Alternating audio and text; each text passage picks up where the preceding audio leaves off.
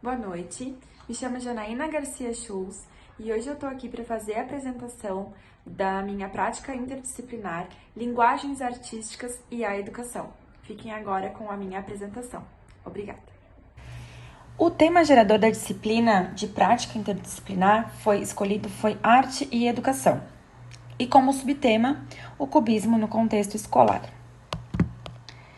O ensino de arte, ele não é somente um ensino pragmático, né, onde a gente escreve e tem a teoria. O ensino de arte, ele possibilita expressão, comunicação. Muitas vezes os alunos não têm essa expressão verbal, né, e eles têm no desenho, e eles conseguem expor sentimentos através do desenho e também extravasar sentimentos numa conversa com o colega, numa dinâmica de teatro, numa troca, numa fruição de arte, né?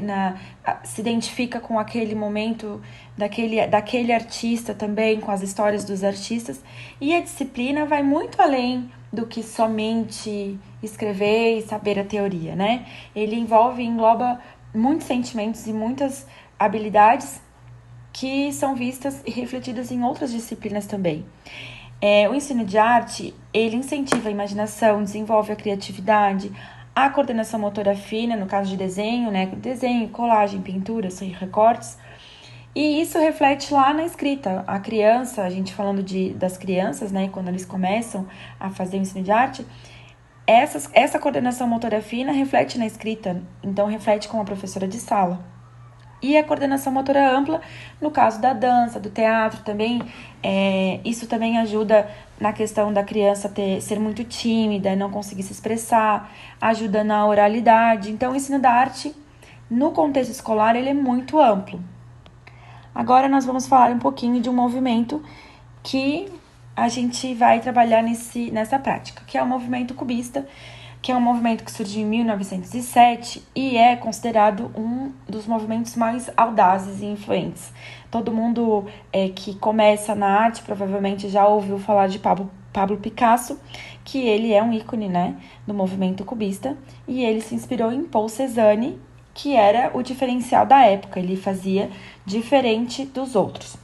No cubismo, na pintura cubista, não tem perspectiva, então as imagens elas são dispostas todas no mesmo plano, é como se pegasse algo tridimensional e colocasse aberto num plano bidimensional, para mostrar frente, lado e costas no mesmo plano. E tem muitas formas geométricas, então por isso o nome cubista, né? Aqui nós temos duas obras que aparecem diferentes momentos do cubismo. Na primeira, nós temos mais um cubismo analítico, que ele desfragmentou muito a imagem, tinha muitas imagens desfragmentadas, e chegou num momento que estava tão desfragmentado que a gente já não conseguia mais identificar a figura que estava ali. Tinha colagens também, né?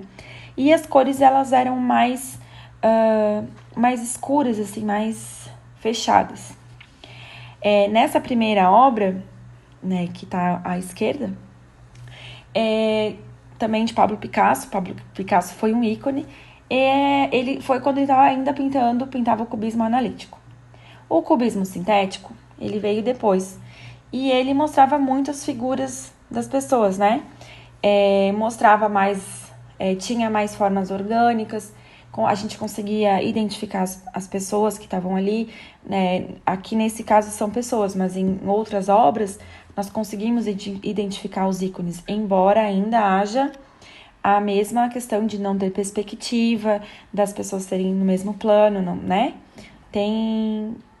Ainda tem, nesses dois, nessa divisão do cubismo, ainda a gente consegue visualizar semelhanças. Agora a gente vai falar um pouquinho da minha prática, que eu realizei. Ela foi realizada, eu realizei um jogo cubista, que estava disponível tem vários tipos na internet, grátis.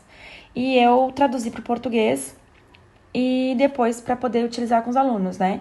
Porque é aula de arte, não é aula de inglês, então a gente precisa traduzir.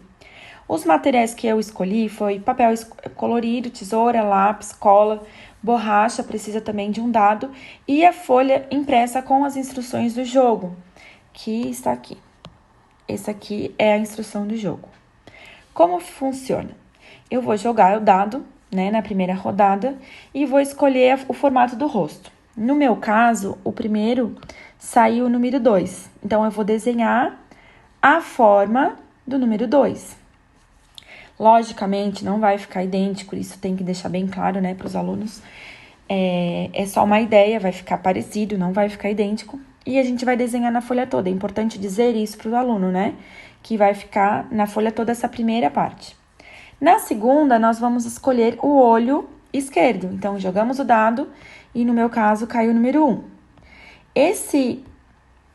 Esse olho, nós vamos fazer num papel colorido e depois recortar. Não tem problema de recortar em outras formas. Eu escolhi recortar de forma quadrada, mas a gente pode deixar claro isso para o aluno, que pode ser um triângulo, um círculo, enfim, a criatividade do aluno que vai mandar. No número 2, a mesma coisa e assim por diante, né? Até chegar em toda a forma. Aqui estão as sequências dos sorteios. Nós vamos sorteando, a gente desenha e cola. Depois que tá tudo pronto, nós colamos. E assim fica no final a prática. Isso é bem fácil de fazer nas escolas, o material é bem acessível. Os alunos gostam de jogos, então isso traz para eles um diferencial na aula de arte. Dá para fazer em grupo, né? Eu não sei. Dá para fazer em grupo o trabalho, a gente pode trocar, fazer várias dinâmicas, que é um trabalho bem produtivo e eles gostam bastante. Essa foi a minha apresentação, espero que tenham gostado e obrigada.